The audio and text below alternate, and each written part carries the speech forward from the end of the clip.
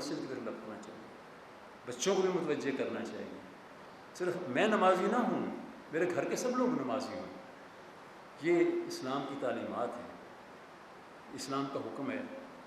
اس کے بعد اس نے کیا کہا؟ صدقتہ، آپ نے ٹھیک جواب دیا، آپ نے ٹھیک فرمایا، آپ نے سچ فرمایا۔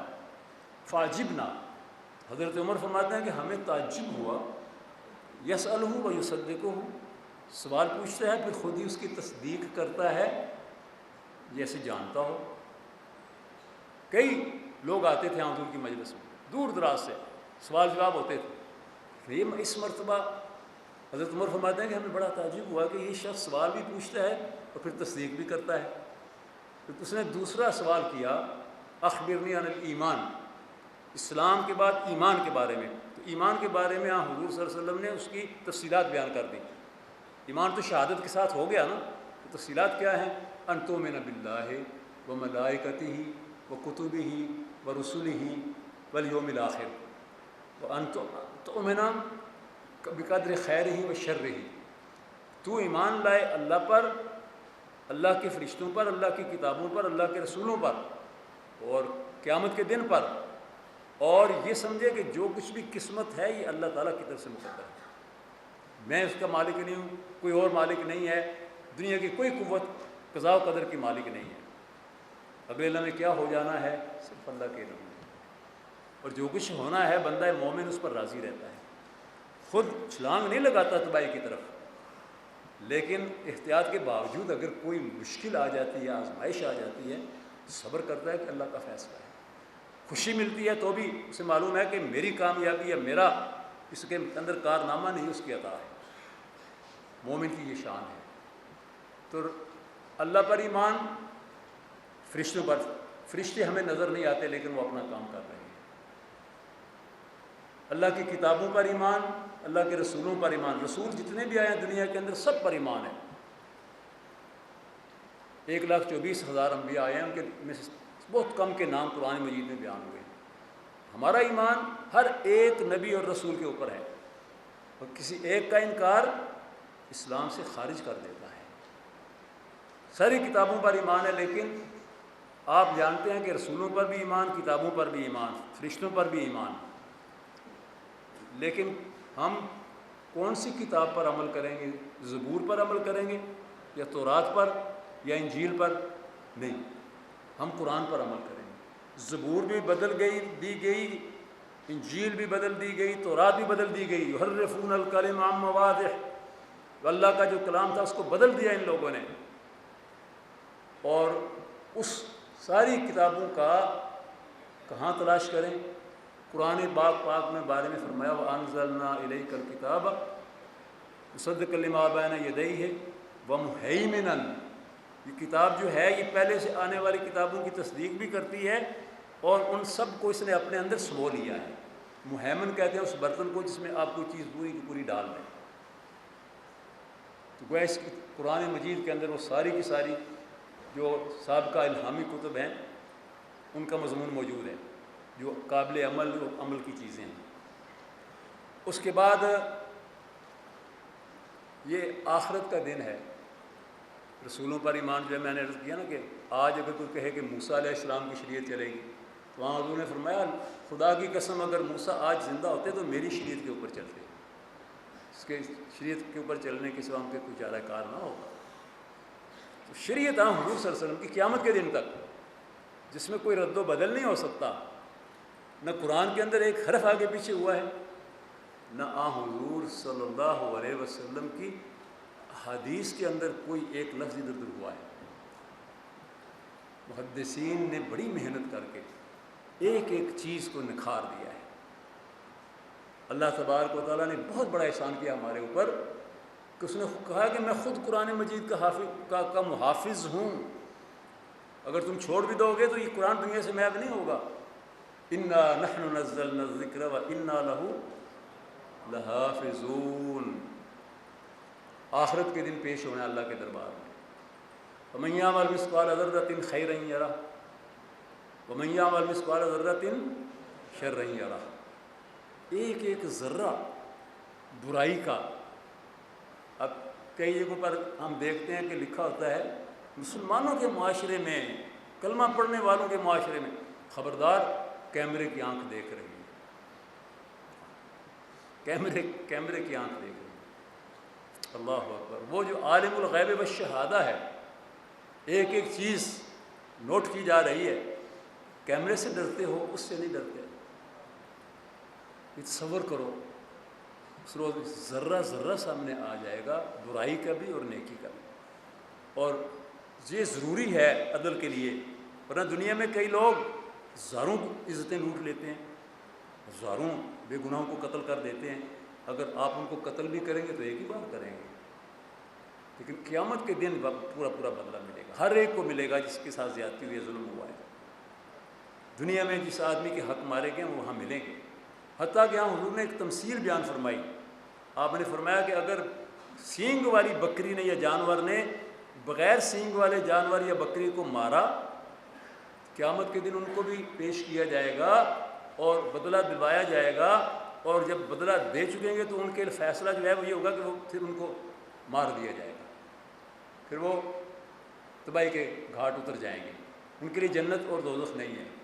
اور اسی وجہ سے قرآن مجید کے اندر فرمایا کہ وَيَقُولُ الْكَافِرُ یا لیتنی کنت ترابا، کافر یہ کہے گا کہ کاش ان جانوروں کی طرح مجھ سے بھی بدلہ لے لیا جاتا اور مجھے مار دیا جاتا، لیکن نہیں، انسان جو ہے اس کو پر موت طاری نہیں ہوگا، اسے ہمیشہ رہنا ہے، باقی رہنا ہے، یہاں سے فنا ہو جانا ہے، وہاں ہمیشہ رہنا ہے۔ تو اللہ کے نبی صلی اللہ علیہ وسلم نے اسلام بتایا، ایمان بتایا، اس نے پھر بھی کہا صدقتا، ٹھیک ہے۔ تو حضرت عمر فرماتے ہیں کہ اس کے بعد اس نے سوال کیا، قال فاخبرنی عن الاحسان، مجھے احسان کے بارے میں بتا دیجیے۔ اسلام کا پتہ چل گیا، ایمان کا پتہ چل گیا، احسان، احسان کا لفظی معنی ہے کسی چیز کے اندر حسن پیدا کرنا۔ اب اگر آپ چند لکڑیوں کو جوڑ کر کچھ نیچے لگا کر کچھ اوپر لگا کر اسے کھڑا کر دیں کہ کوئی ڈھانچہ سا، تو آپ میز کے طور پر اس پہ کام تو لے سکتے ہیں، لیکن حسن اس کے اندر جو ہے وہ پوری طرح سے اگر کوئی جاننے والا اس کو بنائے گا، ٹھیک طرح سے بنائے گا تو حسن اس کے اندر پیدا ہوگا۔ تو پوچھا کہ احسان کیا ہے؟ آپ نے فرمایا ان تعبد اللہ کأنک تراہ فإن لم تکن تراہ فإنہ یراک۔ احسان یہ ہے کہ تو اللہ کی عبادت جب کرے سمجھے کہ میں اپنے اللہ کو دیکھ رہا ہوں، اگر یہ کیفیت پیدا نہ ہو سکے تو یہ کیفیت ہونی چاہیے میرا اللہ مجھے دیکھ رہا ہے، میرا اللہ مجھے دیکھ رہا ہے۔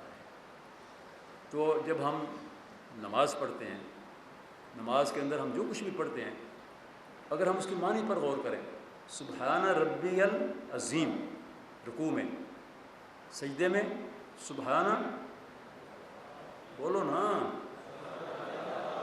سبحان ربی الاعلیٰ، کیا کہہ رہے ہیں ہم؟ کہہ رہے ہیں پاک ہے میرا رب، میرا جو بہت عظمت والا ہے، پاک ہے میرا رب جو بہت بلند و بالا ہے۔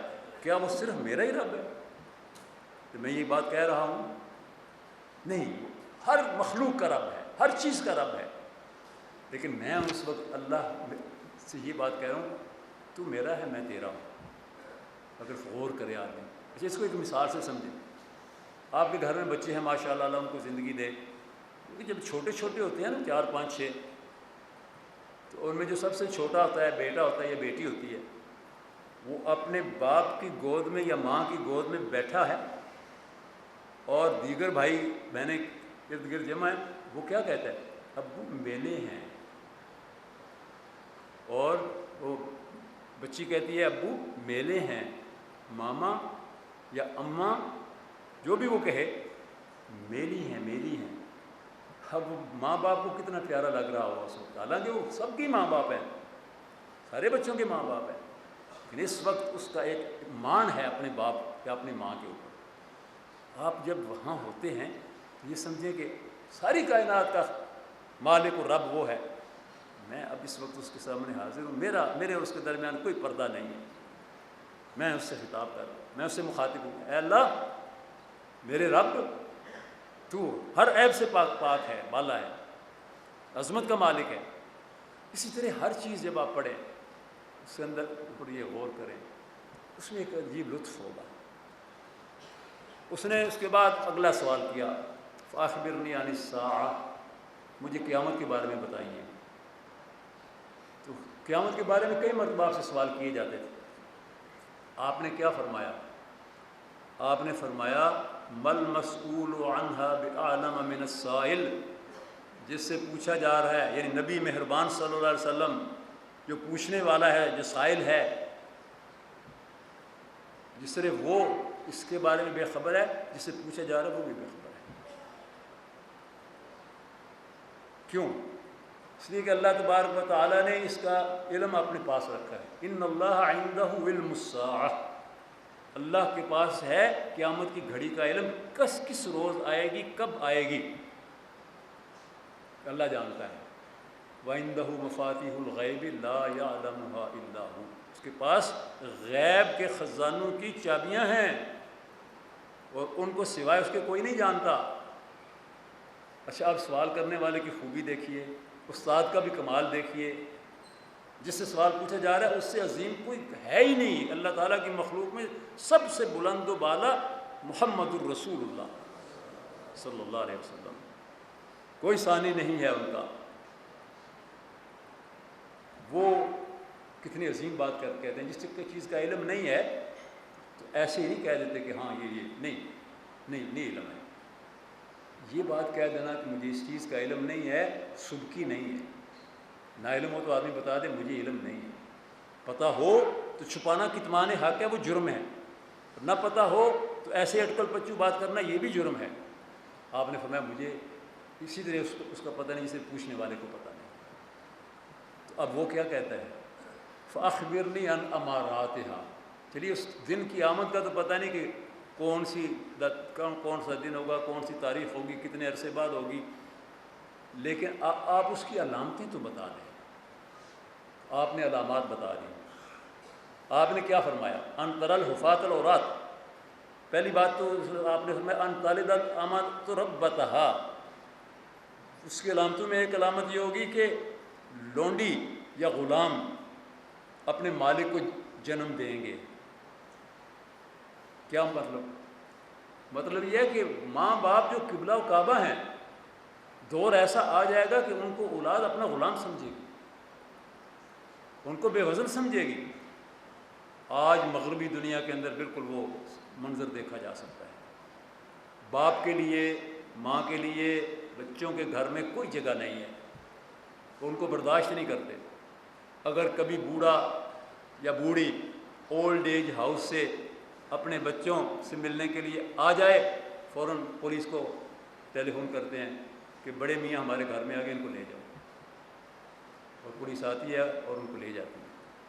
ان کو سب چیزیں وہاں پر موجود حاصل ہیں، فریج ہے، اور سردیوں کے اندر ان کے ہیٹنگ کا انتظام ہے، کھانے کا انتظام ہے، علاج کا انتظام ہے، سب کچھ ہے۔ لیکن میرے دوستو، یہ دنیا کی مادی چیزیں اولاد کی محبت کا بدل تو نہیں ہو سکتی۔ مغربی دنیا کے اندر آج یہ عالم ہے، اور یہ ہماری طرف بڑھ رہی ہے بات۔ ہمیں اپنے گھروں کی، اپنی اولاد کی حفاظت کرنی ہے۔ میں آپ کو بتاؤں کہ ناروے میں ہمارے ایک دوست ٹیکسی چلایا کرتے تھے۔ ایک مرتبہ میں وہاں پر گیا تو انہوں نے کہا جی میں آپ کو ایک بہت عجیب بات بتاؤں۔ میں کہا بتائیں۔ تو انہوں نے کہا کہ میں اسٹیشن کے باہر کھڑا تھا، مسافر نکل رہے تھے، میری ٹیکسی کی طرف ایک بوڑھی خاتون آئی، اس کے ہاتھ میں 2 شاپر تھے۔ میں دروازہ کھول کر آگے بڑھا، ان کے شاپر پکڑ لیے، اور میں نے صرف اتنا کہا، یعنی ان کی اپنی جو نارویجن زبان ہے اس کے اندر، مم بیٹھیے، تشریف رکھیے۔ تو مم یعنی ماں، اماں، کہتے ہیں کہ وہ اس کی آنکھیں پھٹی کی پھٹی رہ گئی۔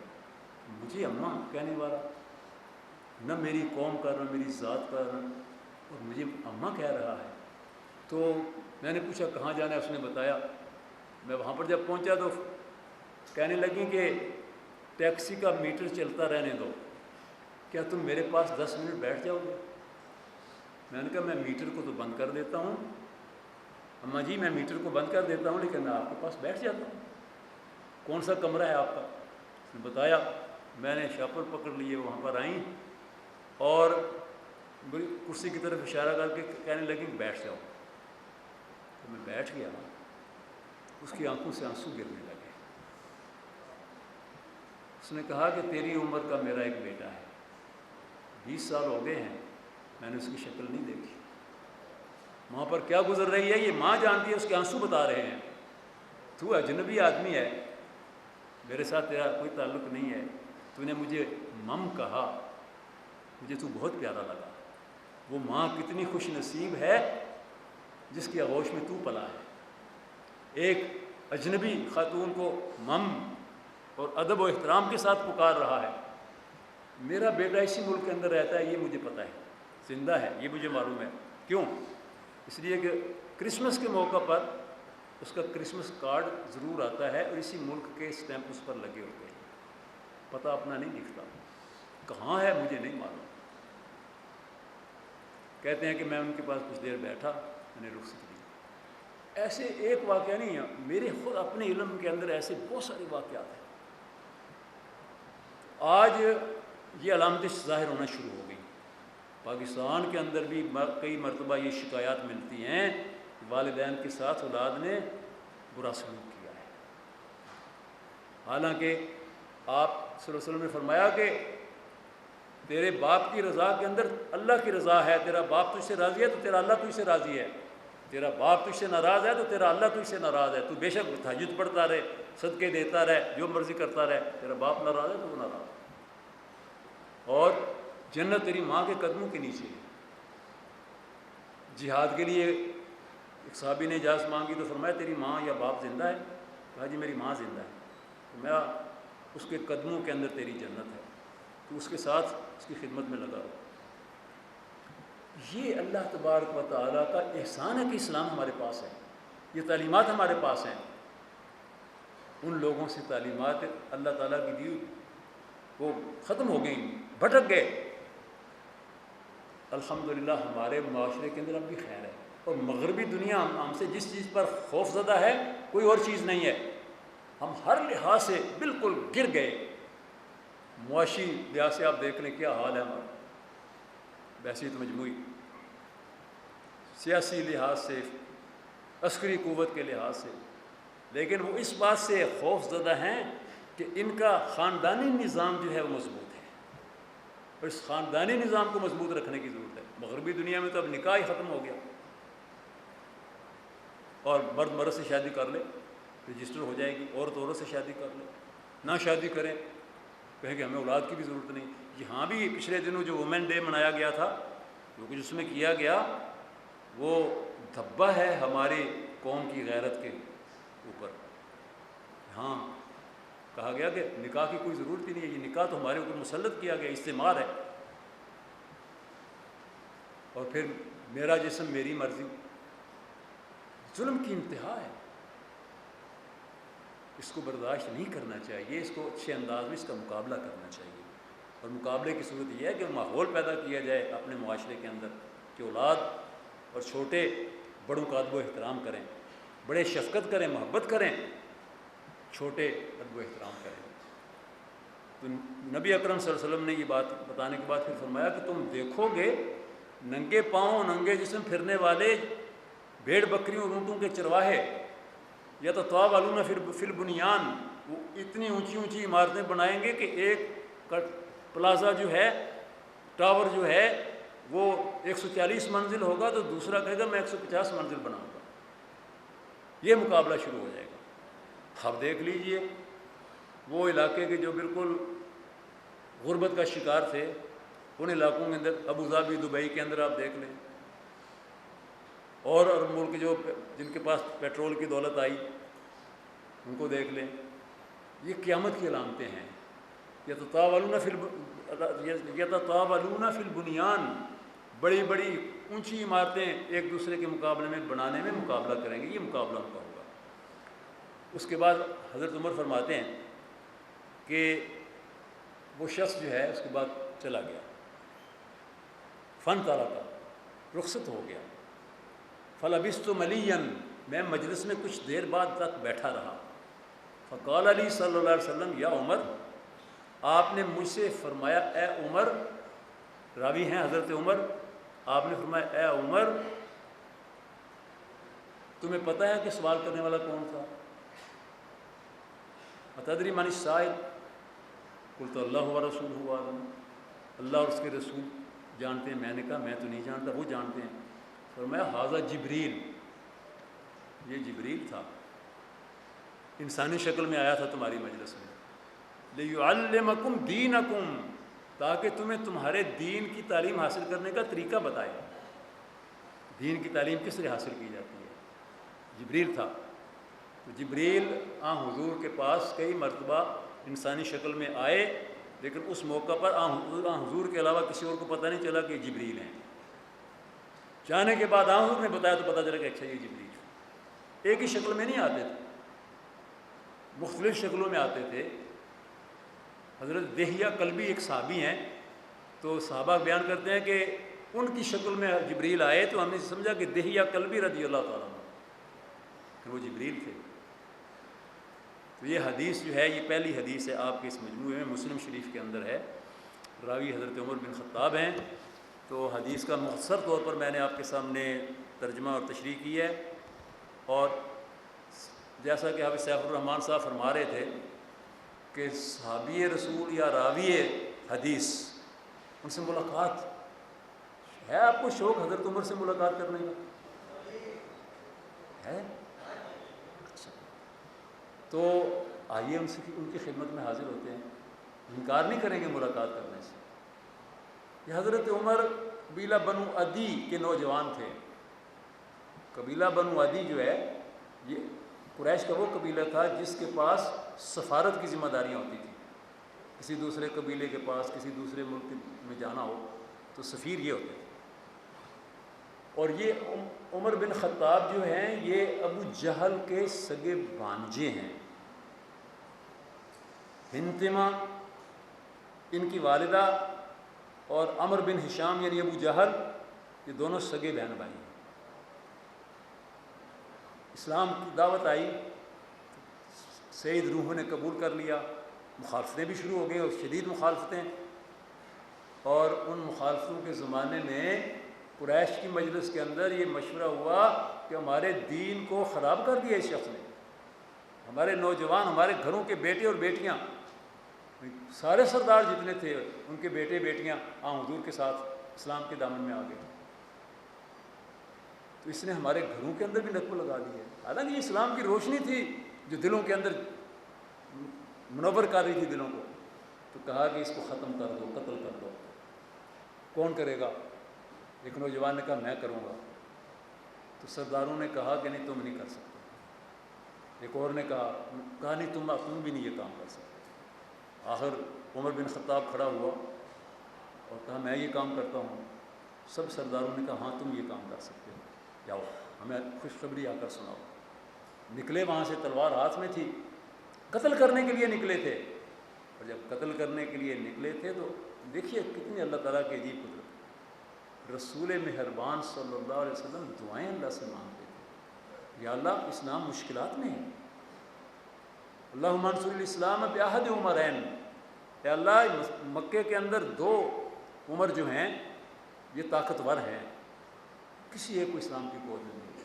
کون کون سے 2 عمر؟ عمر بن خطاب اور عمر بن ہشام جس کا نام ابو جہل ہے.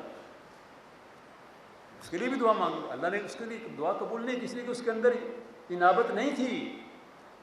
جس کے اندر انابت تھی، خواہ کتنا بڑا دشمن تھا، اللہ نے اس کے لیے راستہ کھول دیا. جب نکلے وہاں سے تو ایک شخص ہیں عبداللہ بن نعیم، انہی کے خاندان سے ہیں. عبداللہ بن نعیم مسلمان ہو چکے ہیں لیکن ابھی اظہار نہیں کیا. دیکھا عمر کو تو سمجھ گئے عمر کیا ارادہ ہے. کہا کہ میں اس شخص کو ختم کرنے جا رہا ہوں جس نے باپ دادا کا دین بگاڑ دیا. بڑی حکمت کے ساتھ فرمایا عمر پہلے اپنے گھر کی خبر لو. کیا مطلب؟ تمہاری بہن فاطمہ اور تمہارا بہنوئی سعید وہ دونوں مسلمان ہو چکے ہیں. اچھا ایسا ہے. بہن کے گھر کی طرف گئے, اندر سے قرآن پڑھنے کی آواز آ رہی. طٰہٰ مَا أَنزَلْنَا عَلَيْكَ الْقُرْآنَ لِتَشْقَىٰ, یہ آیات نازل ہوئی تھی ان دنوں میں. دروازے پر دستک دی, بہن نے آ کر دروازہ کھولا تو کہا تم صابی ہو گئے ہو, صابی یعنی بے دین. کہا نہیں, ہم اللہ پر ہی مان لائے ہیں. ایک وحدہ لا شریک, مارنا پیٹنا شروع کر دیا. بہنوئی آگے آئے, ان کو بھی مارا پیٹا. بہن زخمی ہو گئیں, خون جب بہنے لگا, مولانا مودودی رحمۃ اللہ علیہ نے تفہیم القرآن میں سورۃ طٰہٰ کے دیباچے میں پورا واقعہ لکھا ہے. میں نے پوری تفصیل صحابیات, روشن قندیلیں جو 52 صحابیات کے حالات ہیں, اس میں حضرت فاطمہ بنت خطاب کے حالات میں لکھی ہے, روشن قندیلیں. زخمی بہن نے کہا کہ عمر سن لو, تم بھی خطاب کے بیٹے ہو, میں بھی خطاب کی بیٹی ہوں. تم لات و حبل کے پجاری ہو, میں اللہ وحدہ لا شریک کو ماننے والا ہوں. تم ہمارے جسم کا قیمہ بنا سکتے ہو, ہمارے گوشت کو قیمے میں بدل سکتے ہو, ہڈیاں توڑ سکتے ہو, لیکن اسلام سے برگشتہ نہیں کر سکتے. جو کچھ کرنا ہے کر لو.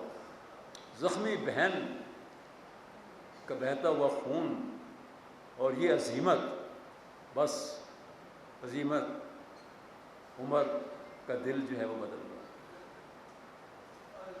بیٹھ گئے. کہا مجھے وہ صحیفہ سناؤ جو تم پڑھ رہے تھے. کہا ہم اس کی توہین برداشت نہیں کر سکتے. کہا میں کوئی توہین نہیں کروں گا. تو سورہ طٰہٰ کی آیات ہی پڑھ کر سنائی گئی. سنتے رہے, پھر اٹھے, دروازہ کھولا, نکل گئے. دار ارقم, ہاں حضور بیٹھے ہیں اپنے صحابہ کے ساتھ. دار ارقم کی طرف ہی چلے تھے یہ, اب بھی دار ارقم کی طرف جا رہے ہیں, لیکن یہ بدلا ہوا شخص ہے. یہ وہ نہیں ہے جو دار الندوہ سے نکل کر آیا تھا. ہاں حضور اپنے صحابہ کے ساتھ دار ارقم میں بیٹھ کر, اور ارقم کون ہے؟ ابو جہل کا بھتیجا ہے. ابو جہل کا بھتیجا ہے جس نے اپنا گھر اسلامی تعلیم کے لیے وقف کر دیا ہے. بڑا گھر ہے. دروازے پر دستک ہوئی, ایک صحابی اٹھے, سوراخ میں سے دیکھا عمر کے ہاتھ میں ننگی تلوار ہے, تو دروازہ نہیں کھولا, واپس آ گئے. ہاں حضور کے کان میں کہا یا رسول اللہ, عمر بن خطاب کھڑا ہے باہر, تلوار لیے ہوئے. تو حضرت حمزہ رضی اللہ تعالیٰ عنہ 3 دن پہلے مسلمان ہوئے تھے, صرف 3 دن پہلے. ہاں حضور کے قریب بیٹھے ہوئے تھے. حضرت حمزہ نے یہ بات سنی تو کہا جاؤ اللہ کے بندے, دروازہ کھول دو. کوئی باہر سے آئے ہمارے پاس ملنے کے لیے یا کسی بھی ارادے سے, دروازہ نہ کھولیں, یہ تو مردانگی نہیں ہے. جاؤ دروازہ کھول دو. اگر عمر نیک ارادے سے آیا سر آنکھوں پر, اگر برے ارادے سے آیا نہ ڈرو, اس کی تلوار اس کے ہاتھ سے چھین کر اس کا گلا کاٹ کے تمہارے سامنے رکھ دو.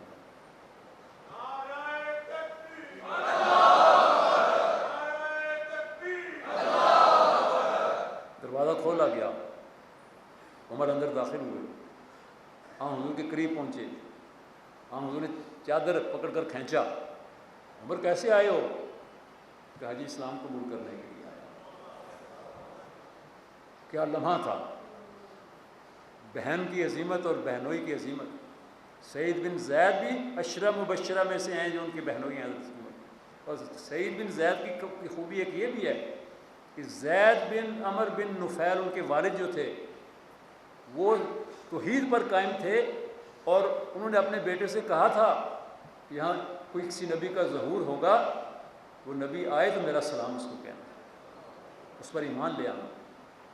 اور کہا کرتے تھے خانہ کعبہ کے سامنے کھڑے ہو کر, اے اللہ میں تیری اسی طرح عبادت کرتا ہوں جس طرح ابراہیم و اسماعیل نے کی تھی. مجھے نہیں معلوم کہ طریقہ کیا ہے, لیکن میں توحید پر قائم ہوں, میں بتوں سے متنفر ہوں. یہ حضرت سعید ان کے بیٹے ہیں. ان کے پورے احوال جو ہے میں نے رسول رحمت مکہ کی وادیوں میں, جو مکی دور کے 2 جلدیں ہیں, اس میں حضرت زید کے پورے حالات لکھے ہیں, اور حضرت زید کے اشعار لکھے ہیں, اور ان کے شخصیت اور حضور صلی اللہ علیہ وسلم کی ان کی تعریف. تو حضرت عمر حضور پر ایمان لے آئے, اور پہلا دن تھا جب مسلمانوں نے حرم شریف کے اندر آ کر نماز پڑھی. پہلے بھی حرم شریف کے اندر پڑھتے لیتے اکیلے اکیلے، آج اکٹھے آئے، اور جب عمر کو دیکھا قریش کے سرداروں نے کہ ایک صف کے آگے 40 صحابہ تھے، ایک صف کے آگے آگے عمر چلا آ رہا ہے، تو ابو جہل نے کہا معاملہ بگڑ گیا اور کھیل ہمارے ہاتھ سے نکل گیا۔ عمر بن خطاب ایک صف کے آگے اور حمزہ بن عبد المطلب دوسری صف کے آگے، آج حرم شریف کے اندر آئے، یہ حضرت عمر بن خطاب ہیں۔ مستشرقین کہتے ہیں کہ اگر اسلام کی گود میں ایک اور عمر بن خطاب ہوتا تو جہاں سے سورج نکلتا ہے وہاں سے لے کر جہاں تک سورج غروب ہوتا ہے وہاں اسلام کا جھنڈا لہرا۔ یہ عمر بن خطاب رضی اللہ تعالیٰ عنہ، آپ نے فرمایا اپنی مجلس میں، اے عمر تم کسی راستے پر جب آ رہے ہو، شیطان سامنے سے آئے تمہیں دیکھتا ہے تو راستہ چھوڑ کر بھاگ جاتا ہے۔ تو عرض کی یا رسول اللہ یہ کیسے، کس وجہ سے؟ فرمایا تمہارے ایمان کی مضبوطی کی وجہ سے۔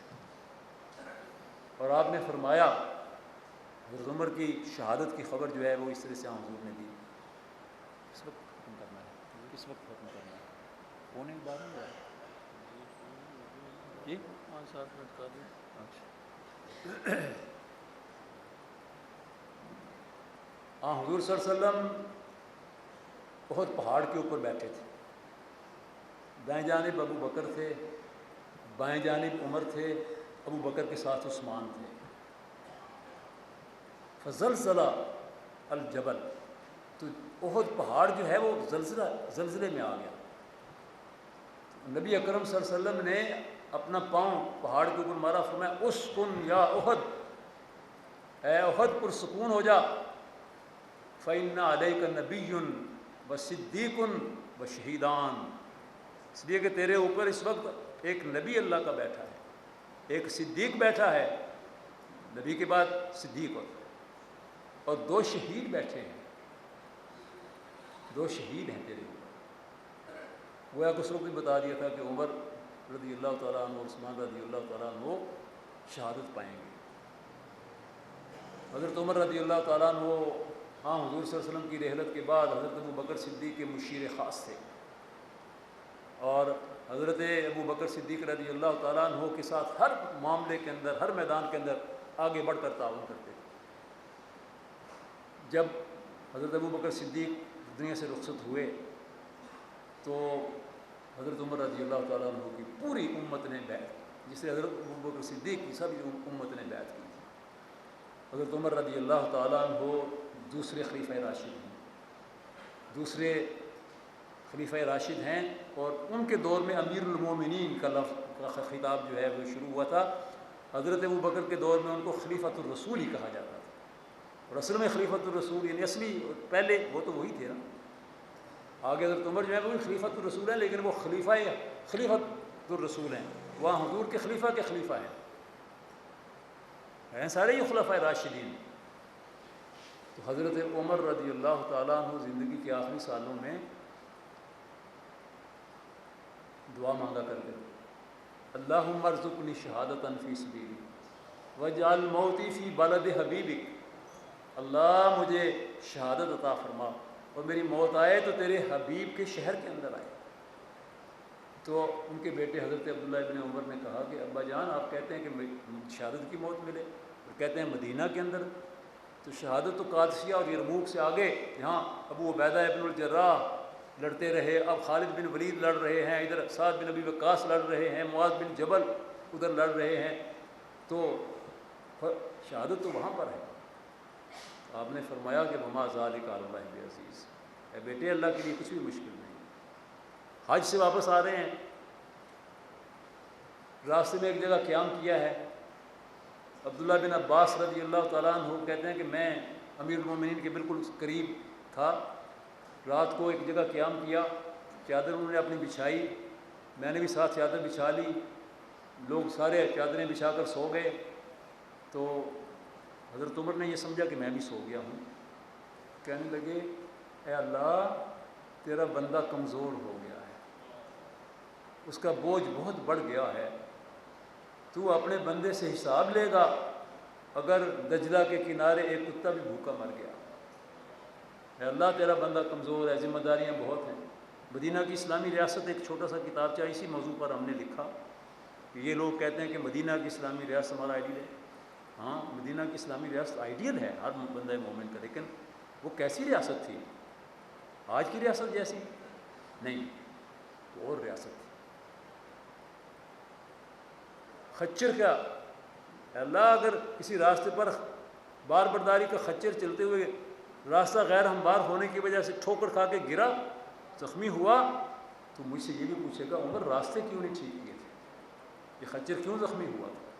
یا اللہ تو میرے اوپر رحم فرما، یا اللہ میرے اوپر رحم فرما۔ حضرت عبداللہ بن عباس کہتے ہیں میں نے کہا امیر المومنین آپ کو تو اللہ کے نبی نے بار بار جنت کی بشارت دی، آپ کے بارے میں تو اللہ کے نبی نے فرمایا کہ میں معراج کے سفر پر گیا، میں نے ایک محل دیکھا جس جیسا کوئی اور محل نہیں۔ جبریل سے پوچھا یہ کس کا محل ہے؟ جبریل نے کہا یہ آپ کے جانثار عمر بن خطاب کا محل ہے، تمہارا محل دیکھ کر آیا ہوں میں۔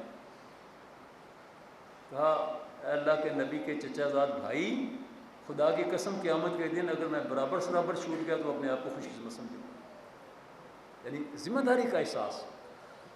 پھر آپ جانتے ہیں کہ مسجد میں نماز پڑھا رہے تھے فجر کی کہ ایک غیر مسلم نے آپ پر حملہ کیا، خنجر کا وار کیا، اور اس بدبخت کے اس حملے کے نتیجے میں حضرت عمر زخمی ہوئے اور وہ بھی مارا گیا، کئی صحابہ بھی زخمی ہوئے اور کئی صحابہ شہید بھی ہوئے۔ حضرت عمر رضی اللہ تعالیٰ عنہ موت و حیات کی کشمکش میں تھے، لیکن آپ نے فرمایا کہ یہ 6 آدمی جو ہیں یہ ان کی کمیٹی بنا دی ہے، یہ 3 دن کے اندر فیصلہ کریں کہ کون خلیفہ بنے گا، اور اگر یہ فیصلہ نہ کر پائیں تو پھر یہ سب واجب القتل ہو جائیں گے۔ 6 آدمی تھے، انہوں نے آپس میں مل کر فیصلہ کیا۔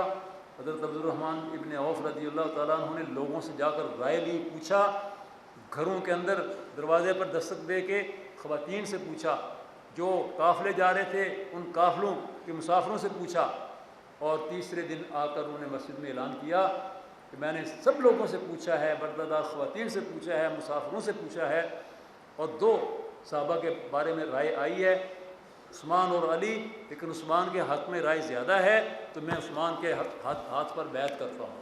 تمام صحابہ نے حضرت عثمان کے ہاتھ پر بیعت کی، حضرت علی رضی اللہ تعالیٰ عنہ نے، تمام صحابہ نے۔ تو حضرت عمر رضی اللہ تعالیٰ عنہ کا یہ بہت مختصر ملاقات ہے ہماری۔ شہادت کے وقت میں بھی انہوں نے کہا اپنے بیٹے سے کہ ام المومنین عائشہ صدیقہ سے جا کر اجازت مانگو، اگر ان کے حجرے میں مجھے قبر بنانے کی اجازت مل جائے، یا اللہ کے رسول کی قبر ہے اور یار غار کی قبر ہے، مجھے اپنے ان دوستوں کے ساتھ قبر کی جگہ مل جائے۔ حضرت عائشہ نے کہا ہاں میں نے یہ جگہ اپنے لیے رکھی تھی، لیکن عمر کو اپنے آپ پر ترجیح دیتی ہے۔ بیٹے نے آ کر جب بتایا بہت خوش ہو گئے، کہنے لگے جب میں شہید ہو جاؤں اس کے بعد ایک بار پھر امی جان سے جا کر پوچھ لیں۔ پھر ان کی قبر ہے حضرت عمر رضی اللہ تعالیٰ۔ ایک قبر جو ہے اس میں حضرت عیسیٰ علیہ السلام جب دنیا میں دوبارہ تشریف لائیں گے اور 40 سال عدل و انصاف کے ساتھ حکومت کریں گے، اور پھر تبھی موت سے ہم کنار ہوں گے، تو وہ قبر ان کی ہو۔ یہ حضرت عمر رضی اللہ تعالیٰ عنہ کا ابتدائی سے لے کر آخر تک چند کلمات تھے جو میں نے آپ کے سامنے عرض کیے۔ اللہ تبارک و تعالیٰ ہمیں صحابہ کرام کی روشنی سے زندگی حاصل کرنے کی توفیق دے۔ آپ تربیت گاہ میں آئے ہوئے احباب کے لیے ادارہ معارف اسلامی کی اپنی چھپی ہوئی کتابیں جو اس پر خصوصی رعایت ہوتی ہے، اس میں سیرت کی کتابیں، حدیث کی کتابیں، قرآن، سیرت صحابہ و صحابیات، اور خاص طور پہ چھوٹے بچوں کی کتابیں، کہانیاں جو بچوں کے لیے بہت مفید ہیں۔ یہ آپ کو دعوت ہے کہ آپ جاتے ہوئے اگر کوئی ہدیہ لے جا سکتے ہیں تو کتاب سے بہتر ہدیہ کوئی نہیں ہے۔ اللہ تبارک و تعالی ہمارے گھروں کے اندر ہمارے بچوں کو بھی دین کا پابند بنا دے۔ وآخر دعوانا الحمد للہ رب العالمین۔